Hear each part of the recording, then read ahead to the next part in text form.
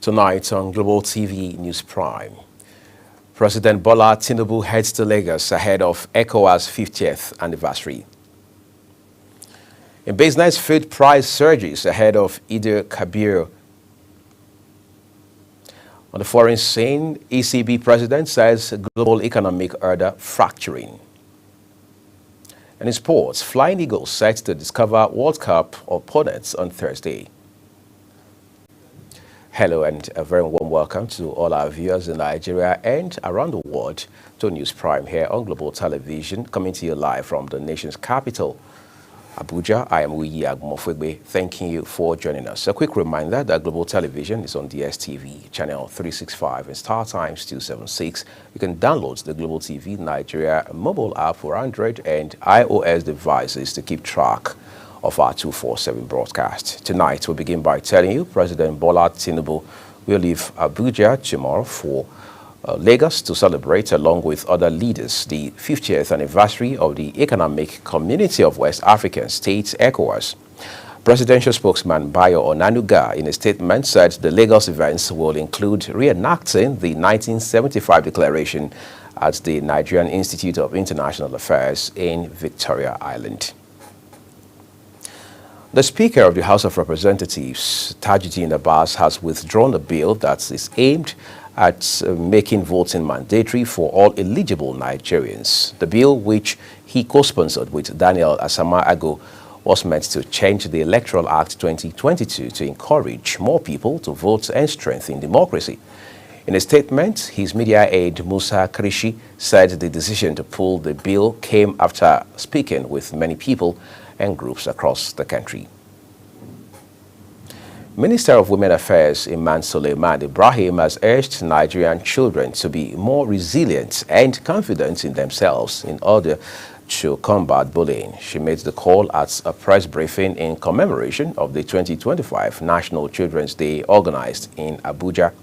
The event held at the ministry's headquarters focused on advancing child protection and gender equality across Nigeria. Our correspondent Godwin Sunday reports.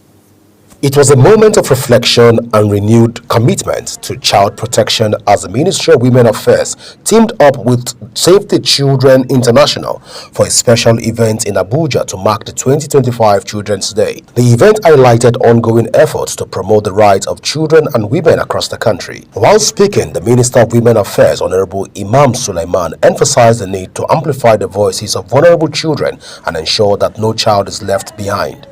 When it comes to addressing issues of bullying that is more likely in conflict affected areas, I can assure you that the first concrete step we've taken is the advocacy, which is the campaign.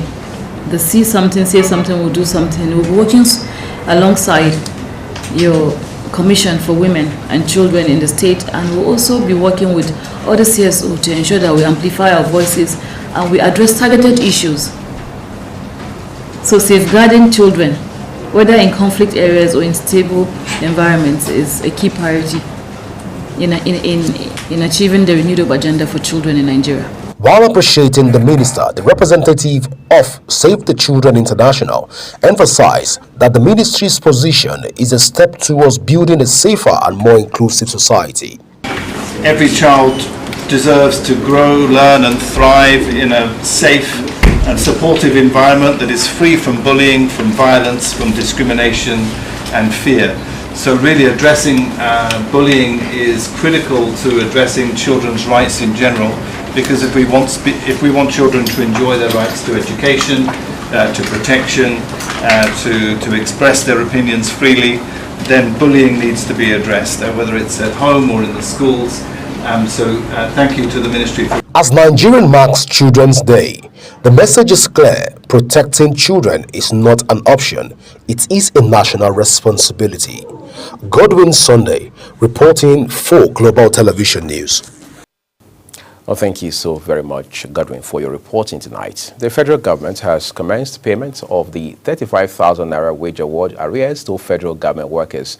Office of the Accountant General of the Federation made this known in a statement issued in Abuja, noting that many federal government employees have confirmed receipts of the payments and others that have not yet received will do so. The The Accountant General of the Federation said the payments would be done in installments of 35,000 naira over a period of 5 months. Saudi Arabia has stopped Kaduna-based Islamic scholar Sheikh Ahmad Gumi from performing the 2025 Hajj and deported him to Nigeria. Sheikh Gumi confirmed this in a post made on March 26 via his Facebook page. He said the Saudi government had granted him a visa to enter the country for Hajj, but was not allowed to enter Medina to begin his religious duties. A suspected suicide bomber has been killed by an explosive device in the nation's capital, Abuja. One individual was injured as a result of the blast. The man, believed to be a suicide bomber, was said to have been killed by an explosive contained in a rubber can close to the Mogadishu barracks in Abuja. Military personnel, the Department of State Service, police and officers of the National Emergency Management Agency were taking inventory of the incident at the location earlier. Officials from the Federal Capital Territory Administration, under the leadership of Minister of the Federal Capital Territory, Nyesom Wike, have sealed the national headquarters of the People's Democratic Party. The group of FCTA staff locked the entrance gate to Wadata Plaza, the PDP's national secretariat located in Wuse Zone 5. This action follows FCTA's recent announcement on Sunday stating its intention to reclaim properties affected by the revocation of 4,794 land titles due to non-payment of ground rent spanning 10 to 43 years. You'd agree that's quite a long time to not comply with payment of ground rent. Meanwhile, the Federal Inland Revenue Service has condemned the Federal Capital Territory Administration for shutting down one of its offices in Abuja. The agency describes the action as malicious and unprofessional. In a statement released via X, Aderonke Atoyebi, technical assistant on broadcast media to the service and its executive chairman, accused the FCTA of unfairly targeting the agency. Kebbi State chapter of the National Council for Women's Societies has called for a total ban on street hawking by young girls, describing the trend as dangerous and morally harmful. State President of the Council, Adiza Muhammad Kola, raised the alarm over the increasing number of girl children hawking on the streets, warning that the practice exposes them to risks such as sexual exploitation, early sex for money transactions, and other forms of abuse. Kola dismissed the widely held belief that poverty is solely to blame, arguing that many women have benefited from government support programs like home gardening initiatives. According to her, some of these women now earn enough to support their families without pushing their daughters into street hawking. Let's turn to the Northwest, where Zamfara State government says it is committed to providing political and financial support to end malnutrition, which has affected several children in the state. Governor Dauda Lawal stated this during the launch of comprehensive nutrition policy and signing of memorandum of understanding with UNICEF and the Federal University Gusau to train 1,000 auxiliary social workers. Our correspondent, Queen Agaba, has details. In Zamfara State, the crisis of child malnutrition remains a pressing concern, with thousands of children suffering from severe acute malnutrition. To address this, the state government has launched a nutrition and food policy and entered into a strategic partnership with UNICEF and the Federal University Gusau. Governor Dauda Lawal, in his keynote address, announced the immediate release of 500 million naira as counterpart funding, pledging full support for the implementation of the nutrition policy. For the very first time in the history of our state, we are laying the foundation to train and produce over 1,000 certified auxiliary social workers by signing this MOU today, inshallah.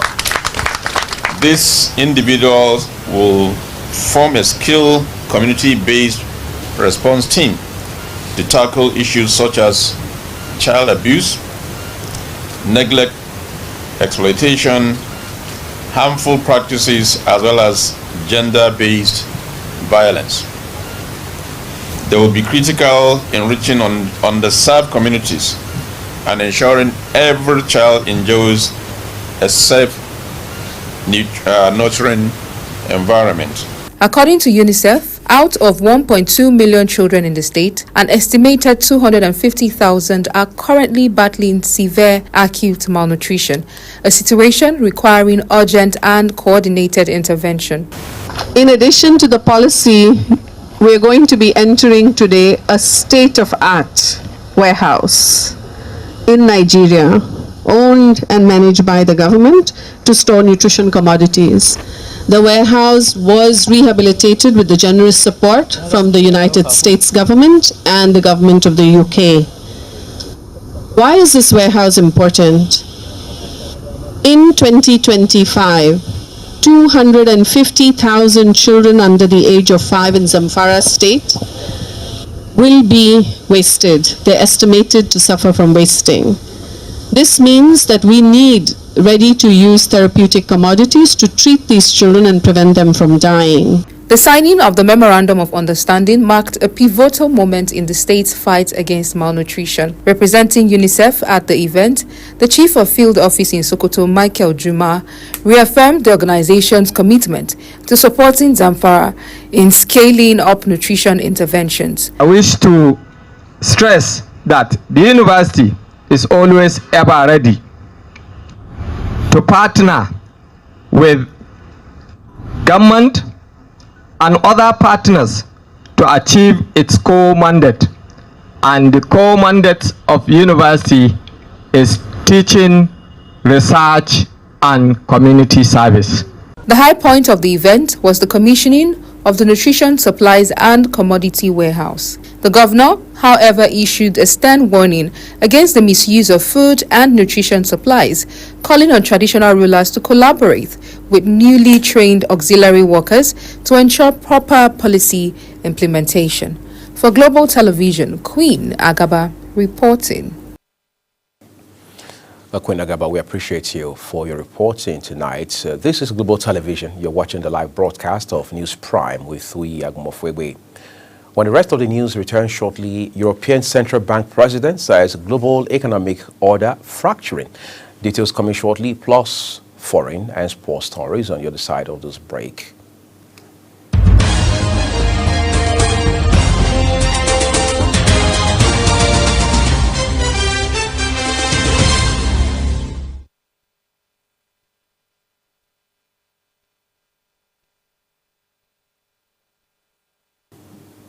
Well, thank you for staying with us, everyone. You're watching the live broadcast of News Prime here on Global Television.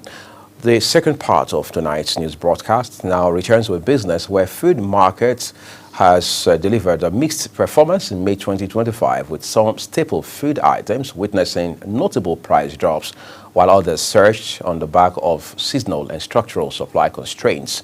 Amid economic uncertainties, a 50 kg bag of local parboiled rice recorded a sharp decline of 20.96%, now selling for an average of 53,570 naira compared to 61,550 naira in April.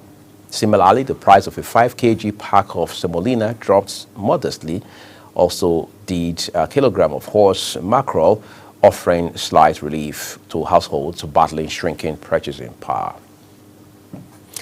Nigeria's fulfillment of foreign trade transactions through letters of credit rose by 3.68% year-on-year to $267.96 million in the first 4 months of 2025, up from $258.46 million in the corresponding period of last year.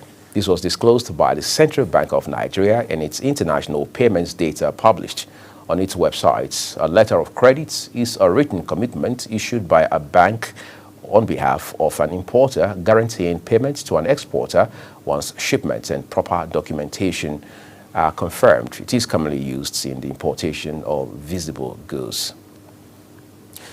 United States President Donald Trump has lambasted his Russian counterpart, Vladimir Putin, describing him as, quote, absolutely crazy, unquote, after Moscow launched its largest aerial attack of the war on Ukraine, killing at least 13 people. Trump's comments, issued on his Truth Social platform, marked a rare rebuke of Putin. The comments came as Ukraine's Air Force said Russia had launched a record number of drones against Ukraine overnight. It said Russian forces deployed 298 drones and 69 missiles, but that it was able to down 266 drones and 45 missiles. Time now to take it further into the foreign scene. European Central Bank President Christine Lagarde says the global economic order backed by the US dollar is being fractured as she made a pitch for the euro as a global reserve currency. She also said the European Union would need to strengthen its economy and defend the rule of law, stating that the retreat of the US dollar could also open the door for the euro to play a greater international role. This is fracturing. Multilateral cooperation is being replaced by zero-sum thinking and bilateral power plays.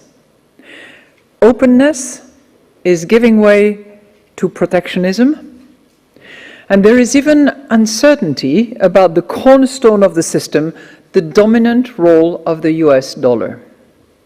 Elsewhere, Malaysia's Prime Minister Anwar Ibrahim has delivered his opening remarks at the ASEAN Summit being held in Kuala Lumpur. Southeast Asian leaders meet for their first summit since Donald Trump's tariff policies upset global economic norms, with the trade-dependent nations expected to issue a joint message of deep concern over recent U.S. actions. We are thankful for the spirit of centrality and the fraternity among ASEAN member states in being able to come together to forge a common front in dealing with these challenges, including the recent initiative pronouncement on unilateral tariffs from the United States. Trump cast international markets into turmoil in April when he announced wide-ranging tariffs before agreeing to pause them for most countries for 90 days. Bilateral talks between the ASEAN member states and Washington are in progress, but Malaysia says the bloc is still presenting a united front, which holds the rotating ASEAN chairmanship this year. And finally, George Floyd's family, joined by civil rights attorney Ben Crump and civil rights activist Al Sharpton, have gathered at his burial place to commemorate 5 years since his killing by a police officer in Minneapolis. So we've come 5 years down the road. We came to recommit. This is not a mourning pity party. This is a recommitment that we promised George, and we're going to keep our promise. Floyd's deadly arrest on May 25, 2020 helped launch the Black Lives Matter movement into a powerful force that sought to resolve America's deeply rooted racial issues, from police violence to systemic inequality. Uyi Agmofwegbe, reporting for Global TV News. Let's now go to the ever-exciting world of sports, where the Flying Eagles of Nigeria will discover their group stage opponents at the 2025 FIFA Under-20 World Cup in Chile on Thursday. The draw ceremony will be held in Chile's capital, Santiago. 24 teams will compete in the tournament, which is being staged from 27 September to 19 October. The nations will be drawn into 6 groups of 4 teams. The Flying Eagles qualified for the competition after finishing third at the 2025 Africa Under-20 Cup earlier this month. The German Bundesliga side Bayern Leverkusen have officially announced the appointment of Erik ten Hag as their new head coach. The Dutchman has signed a contract that will keep him at the club until June 2027. The 55-year-old tactician replaces Xabi Alonso, who previously led Leverkusen to domestic success. Ten Hag was widely considered the main candidate for the role following Alonso's departure to Real Madrid. The club confirmed the deal is a 2-year arrangement running through the end of the 2026-2027 season. Let's just say a new chapter has just opened. To end News Prime on Global Television tonight, here is a recap of some of our big stories. President Bola Tinubu will leave Abuja tomorrow for Lagos to celebrate, along with other leaders, the 50th anniversary of the Economic Community of West African States, ECOWAS. In business, Food Market has delivered mixed performance in May 2025, with some staple food items witnessing notable price drops, while others surged on the back of seasonal and structural supply constraints. On the foreign scene, European Central Bank President Christine Lagarde says the global economic order backed by the US dollar is being fractured as she made a pitch for the euro as a global reserve currency. And finally, in sports tonight, we told you the Flying Eagles of Nigeria will discover their group stage opponents at the 2025 FIFA Under-20 World Cup in Chile on Thursday.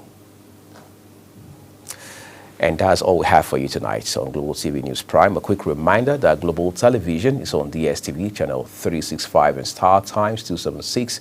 Kindly follow us across all social media platforms using @Global TV NG, as well as other handles as you now see on your screen. Download the Global TV Nigeria mobile app for Android and iOS devices across their respective stores so you can keep track of our 247 broadcasts. On behalf of my colleagues who have made tonight's news broadcast possible, I am Uyi Agumofwegbe saying we appreciate you especially for watching. Good night.